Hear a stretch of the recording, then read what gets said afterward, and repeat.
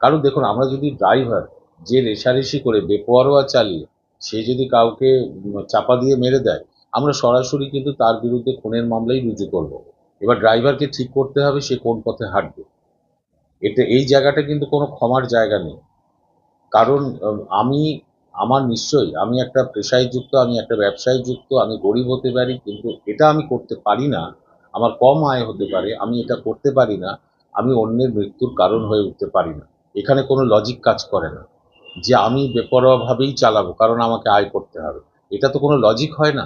ফলে এটা যারা সবাই করেন না, কিছু ড্রাইভার করে থাকে এটা, এবং মালিকদের এটা নজর রাখতে হবে তার ড্রাইভার করছে কিনা, এবং মালিক ড্রাইভারকে কি নির্দেশ দিচ্ছেন তার উপরে ড্রাইভার মুভ করছে কিনা সেটা তাকেই বুঝতে।